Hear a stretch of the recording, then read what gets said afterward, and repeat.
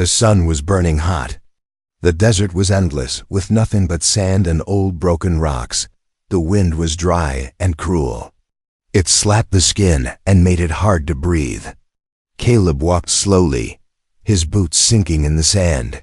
He had been walking for hours. Caleb was a scavenger, a man who searched old places for things to sell.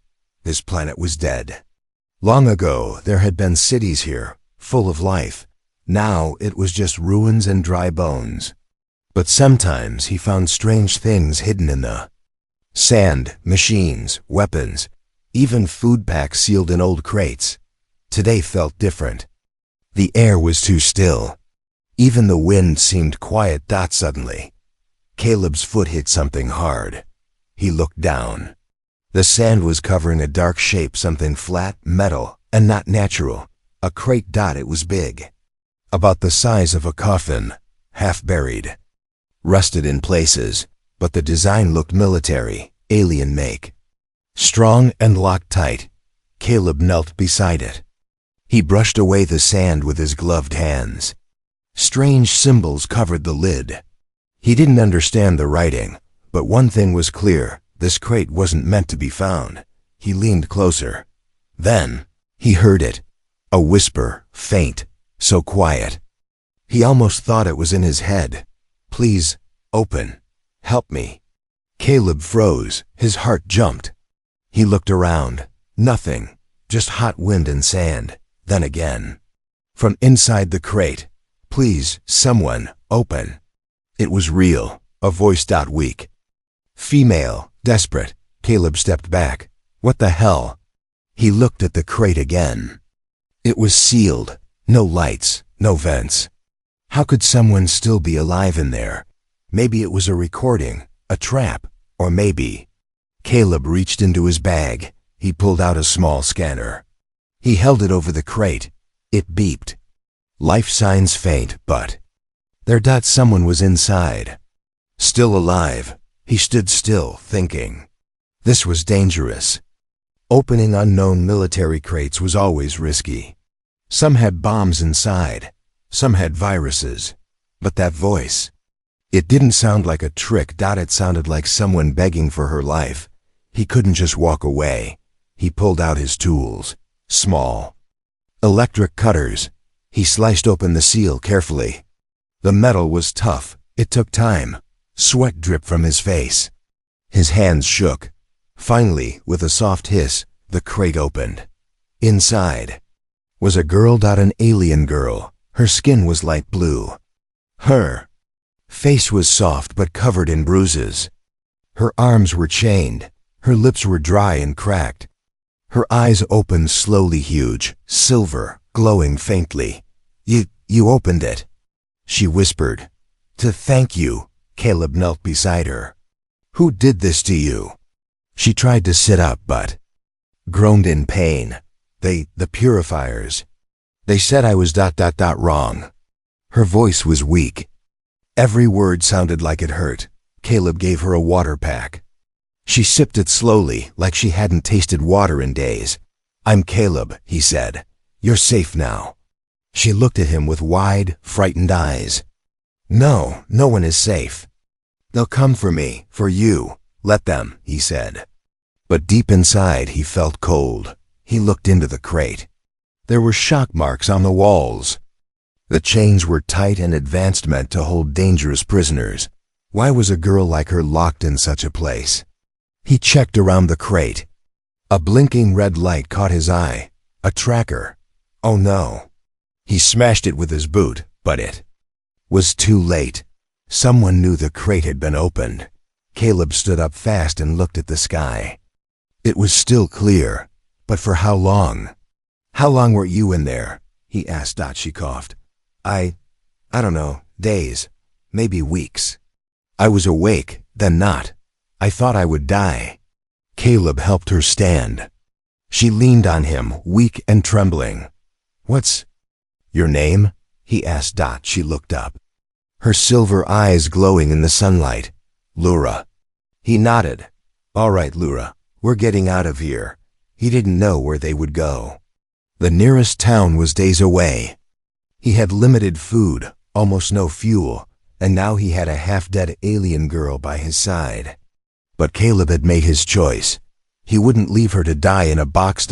As they walked away from the crate, the sand began to shift again behind them, like something else was buried nearby. Watching, waiting. The sky was turning dark red when Caleb heard the sound again. It wasn't Laura's voice. It was a high-pitched beep coming from the sand. He spun around, his boots kicking up dust. Behind them, where the crate once lay, something small was blinking deep beneath the surface. Another device? A signal? No. A second tracker, Caleb muttered. He grabbed Laura's arm gently. We have to move now. But Laura was shaking. Her legs gave out, and she collapsed into the sand. I can't, she whispered. I'm too weak. Caleb looked around. No shelter. No shade, just an open desert. If they stayed, they'd be found. And he had no idea what would come looking for her. He pulled out a small metal rod from his pack and stabbed it into the ground. With a click, a thin survival tent inflated around them. Just big enough for 2 people. Not perfect, but better than nothing. He dragged Laura inside and sealed the flap. Inside, the light was dim. The air was cool. Caleb knelt by her side. He gave her another sip of water and a small energy capsule. Who are they? He asked softly. These people who left you in that crate? Laura's lips trembled. The purifiers. They cleanse people like me. Cleanse? Caleb frowned. You mean kill? She nodded slowly. They say I feel too much. They hate emotions. They hate anything that makes you care. Caleb sat back, stunned. But why? Laura turned her head, staring at the roof of the tent. Because I was born different, my kind. We hide our feelings. But I couldn't. I always felt everything. Joy, pain, love. Even when others stayed silent, I cried. I laughed. I screamed. They said I was broken. Caleb was quiet for a moment. You're not broken, he said at last. You don't know what I am, she whispered. If you did, you might run like the others. She lifted her hand and touched his arm, and then images flashed through Caleb's mind. A cold lab, needles, screams, a child locked in a glass room, machines humming, white-robed figures watching behind glass. Her eyes full of tears. He gasped and pulled back. What was that? Laura looked away. I didn't mean to. Sometimes, if I touch someone, they see. It's my other curse. Caleb stared at her, heart racing. You showed me your memories? She nodded. Only a little. There's worse.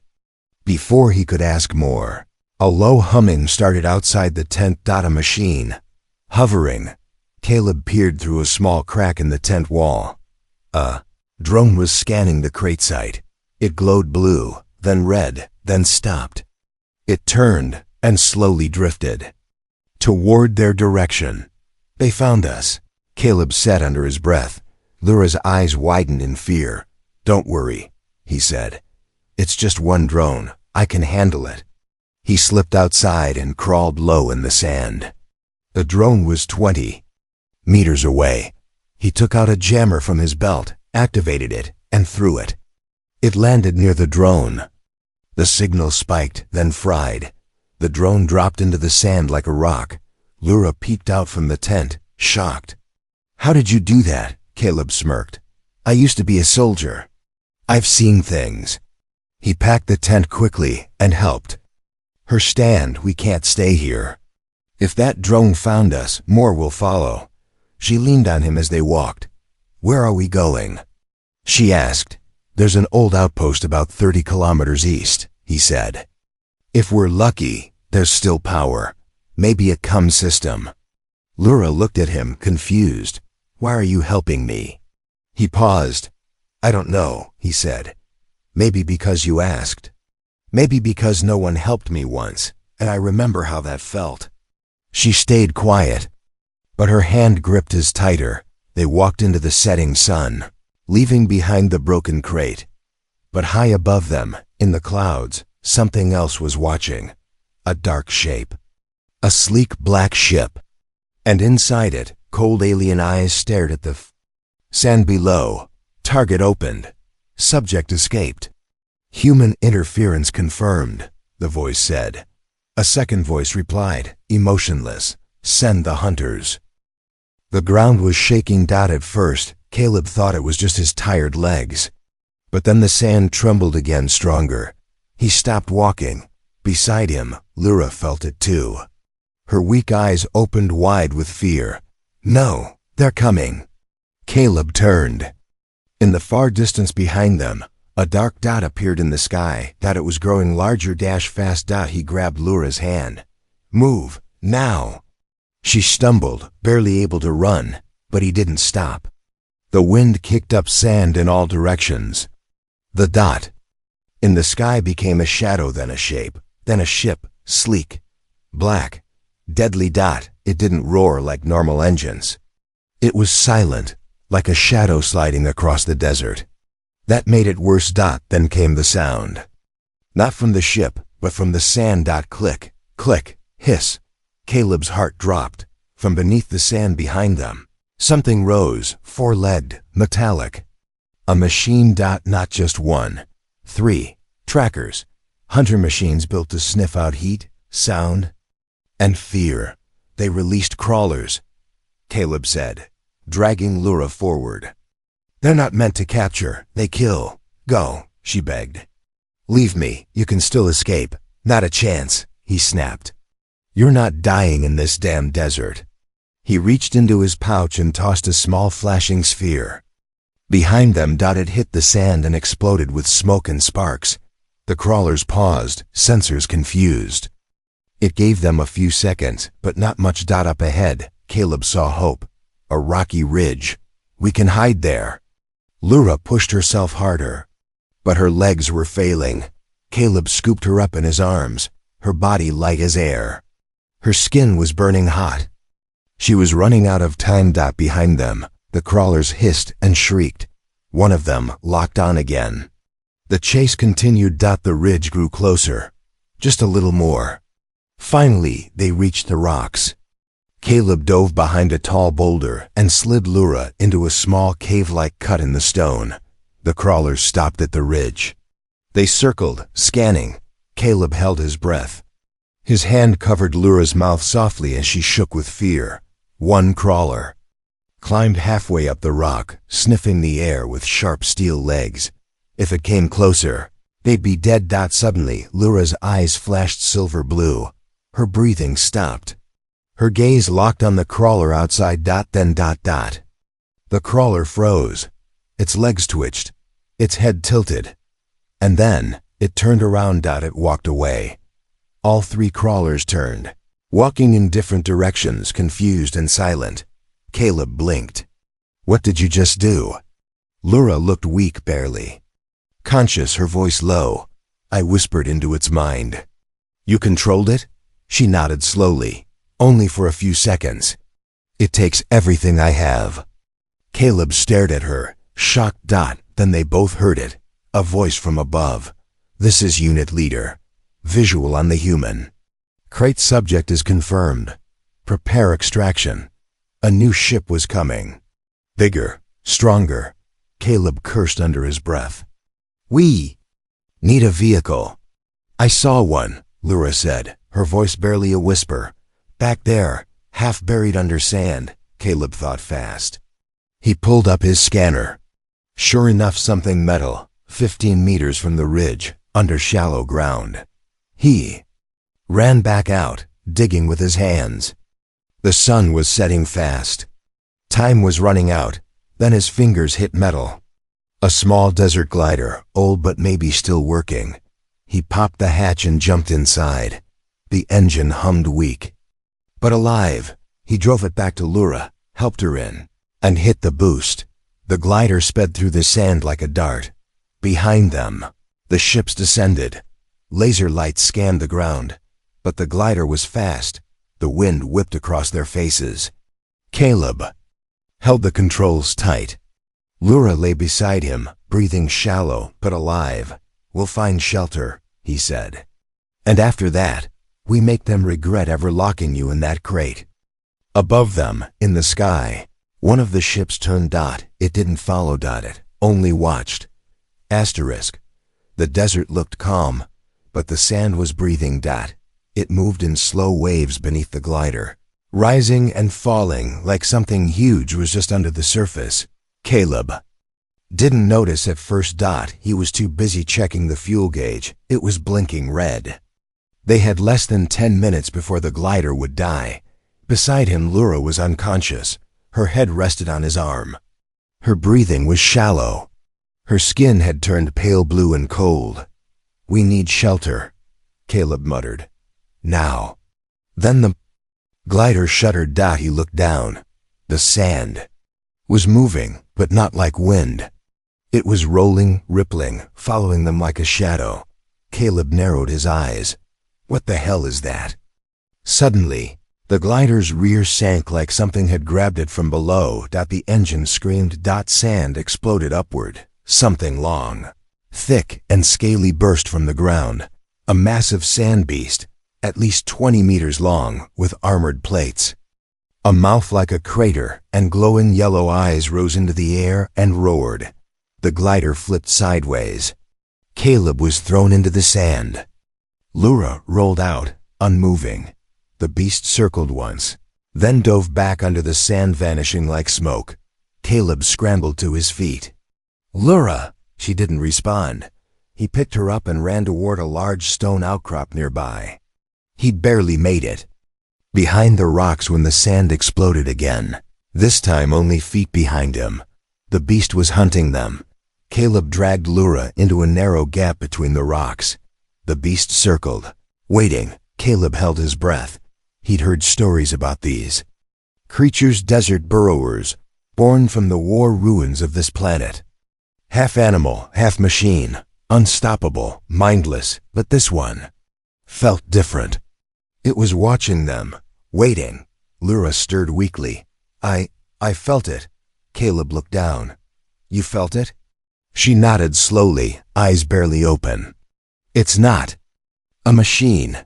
It's alive, but it's listening." The ground rumbled again. The creature was getting closer. "Can you stop it?" he asked, desperate. She shook her head. "Too strong, too wild." "But maybe I can slow it." Her eyes glowed faintly. She closed them and whispered something soft and strange. The rumble paused. For a moment, the sand was still. Caleb peeked out. The beast had risen again, but it was frozen, its eyes blinking slowly, its giant body trembling like it was confused.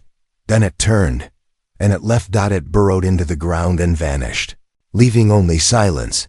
Caleb looked at Lura in awe. "You just saved us," she smiled weakly. "No, you saved me first." He helped her lie down in the shade of the rocks. Night fell fast. The sky turned deep blue, filled with cold stars. The air grew sharp and freezing. Caleb built a small heat lamp and covered Lura with his jacket. She slept. Finally, but Caleb couldn't. He sat by the rocks, holding his pulse gun, staring into the night. He didn't know what the purifiers wanted from Lura. He didn't understand her powers. But one thing was clear now. She wasn't just special. She was dangerous to the wrong people. And that meant she needed protection. Far away, on a nearby cliff, a small black drone silently watched through its red eye. Then it flew back into the dark, heading toward its masters. Lura was dreaming, but it wasn't her dream.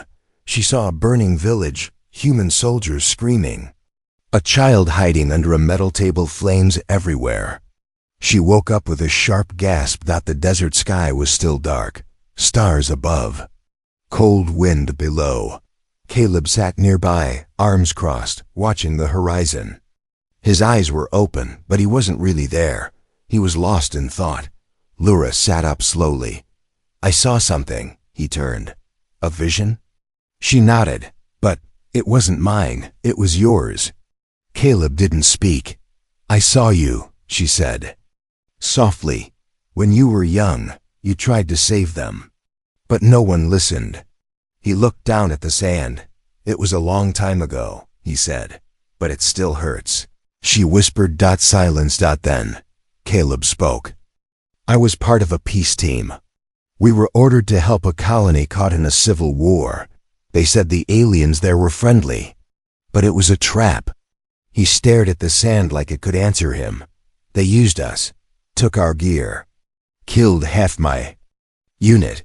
We begged for extraction. No one came. I survived, barely. But the worst part, I trusted them. I believed peace was real. Lura placed a hand on his. You still have that hope. I can feel it. He looked at her. And you? What's the full story, Lura? She looked away. My people don't cry. Not because they're strong, but because they were made that way. Made. I was born in a lab. Genetically built to feel more, to connect faster, to understand pain. I was part of something called the Empathy Project. She paused, then touched her temple. My mind grew too fast. I felt too much. Joy, fear, love, but also sadness, loneliness, hate. They said I was unstable. They locked you up, Caleb said. They tried to erase me, she replied. He looked at her, eyes narrowed. But why the crate? Why leave you in the desert instead of killing you? Lura hesitated. They feared what I'd become. There was a prophecy. An empath strong enough to control minds, not just creatures, but armies. They thought I might be her. Are you? I don't know, she whispered. But if I am, I never asked for it. Suddenly, a loud crack echoed. Nearby, Caleb grabbed his gun. Stay here. He crept toward the sound, moving between rocks, quiet as a shadow. Then he saw it, a small alien boy, thin, alone, hiding behind a crashed drone. His leg was wounded. Caleb lowered his weapon. Hey, it's okay. The boy looked terrified. More. Rustling. Two more figures, hunters, cloaked in gray armor, emerged from the darkness, scanning with electric spears. They were tracking the boy. Caleb's heart pounded. If the hunters saw him, they'd attack without warning. Suddenly, Lura stepped beside him, silent. You should be resting, he whispered. He's like me, she said. He's afraid. What are you going to do?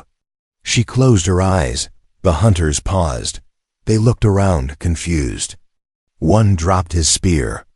The other shook his head. Then they turned and walked away. Just like that, the boy ran into Lura's arms. She hugged him tightly. Caleb watched, stunned. You controlled them? No, she said. I made them feel what he felt. He looked at her in silence. You're not a weapon. I'm not a hero either. You might be the only thing that scares them, Caleb said. Not because you're dangerous, but because you care. She smiled faintly. I think that scares me too. Asterisk, the stars were falling. At least, that's what it looked like at first. Caleb stood on top of the ridge, watching the sky. Bright lights, fast, silent, dropping from orbit. But these were not stars. These were drop pods. Metal eggs crashing down. From above, each one filled with soldiers. He turned and shouted, Lura, they're here. She was inside the cave, helping the small alien boy drink water. Her eyes widened. She felt it too, a storm of cold minds, sharp and full of hate, closing in fast. Caleb grabbed his rifle and checked the charge. We don't have time to run. Lura looked up at him. Then don't. He frowned. What do you mean? She stood slowly, her silver eyes glowing brighter than ever. Let them come. Within minutes, the first pod slammed into the desert floor nearby, shaking the ground. A second followed. Then a third. Metal doors hissed open. Purifier soldiers stepped out, tall, pale aliens in black armor, holding electric rifles. Their faces were covered. No emotion. No mercy. One of them raised a scanner and spoke. Target confirmed. The empath is alive. Human contact confirmed. Orders, remove him. Recover her. Caleb stood in front of the cave, gun ready. Lura stepped beside him. You don't have to fight, she said softly. I'm not fighting for me, Caleb replied. I'm fighting for you. The soldiers marched forward in a straight line. Then Lura walked past Caleb. Alone. She raised both hands. Her voice was steady. I will not run anymore. The soldiers stopped. Then their helmets began to shake. One of them dropped his rifle. Another fell to his knees, screaming. Lura wasn't moving. She was simply feeling, and they couldn't handle it. The strongest soldier lifted his gun, aimed at her heart. Caleb fired. The shot hit the soldier's shoulder. Sparks flew. A battle started. Blasts lit up the desert. Sand flew into the air. Caleb moved fast, protecting Lura, taking cover between rocks, firing one shot at a time. But there were too many. 3 more purifiers surrounded them. One aimed his rifle at Lura's head. Subject must be purged, the alien hissed. Then something happened no one expected. The sand exploded behind them. The giant desert beast, the same one from before, returned. Its eyes were no longer wild. They were glowing silver blue. Lura had called it. It rose like a mountain and slammed its tail into the ground. 2 soldiers flew into the air like dolls. Caleb grabbed Lura and ran as the beast attacked the remaining troops. They escaped into the rocks, panting. You did that? Caleb asked. I asked for help, Lura said, barely staying conscious. And it answered. Caleb stared at her. You're not a weapon, Lura. You're something else. She looked into his eyes, weak but smiling. I just want to be free. A loud boom echoed in the distance. The purifier leader had survived, and now he was angry. He stepped out of the smoke, holding a new weapon, not a gun. A mind shredder, a cruel device made to break thoughts and burn feelings. He aimed it at Lura, but Caleb stepped between them. Touch her, he said coldly, and I swear I'll show you what a human storm looks like. The leader paused, not because of Caleb's words, but because Lura was glowing her whole body. Bright silver. She was rising into the air, eyes closed, energy swirling around her like wind. Her voice echoed, not loud but deep. Enough. And the desert went silent. The wind stopped. The machines powered down. The purifier dropped his weapon. His knees hit the ground. He looked up, not with anger, but with fear. Not of death, but of something worse. Compassion. The purifier fell to his knees, but he didn't scream. He wept. Not from pain, but from something alien to him. A feeling. Regret. Lura floated gently back to the ground. The silver light faded from her skin. Her eyes looked calm but tired. She had reached deep into the minds of her enemies and showed them what they buried long ago: grief, fear, kindness, love. Emotions they had locked away. The battle was over, not by weapons, but by feeling. Caleb watched in silence. Dust swirled gently around them as the sun broke over the desert horizon. He had seen wars end in blood, but this was something new. The purifier leader stood slowly, dropping his mind shredder into the sand. He didn't say a word. He turned and walked away. The others followed, broken and silent. None looked back. Later that night, they buried the glider under a large stone. It had taken them as far as it could. Lura sat by the fire with Caleb. Her head rested on his shoulder. I never thought I'd see tomorrow, she whispered.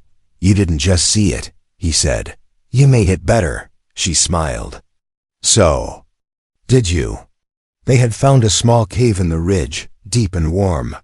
Old power cells still worked inside, left behind by desert traders long ago. Caleb set up lights and basic shelter. It wasn't much, but it was home. The small alien boy, Lura's little companion from the cave, slept soundly in the corner, wrapped in Caleb's old coat. Caleb sat quietly, staring at the stars. Lura watched him. You still think you're broken? He chuckled softly. No, maybe just bent. She laughed gently. Then grew quiet. I want to help others like me, she said. Others who were made to feel, then punished for it. Caleb looked at her. You want to build something? She nodded. A place for broken ones, a home for the ones they threw away. He stood up and extended his hand. Then let's build it. She took it. And in that moment, something unspoken passed between them, not power, not fear, but trust as that two lives from two broken pasts, beginning something new. Far away, hidden behind a dark moon. A signal blinked.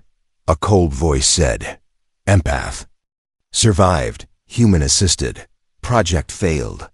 Another voice replied, No, project succeeded. She has chosen her path. The screen went black. Back in the desert, Laura looked out at the rising sun. Her voice was soft. Do you think they'll come back for me? Caleb tightened his grip on his pulse rifle. If they do, he said, they'll find something waiting. She looked at him. What? He smiled, a human.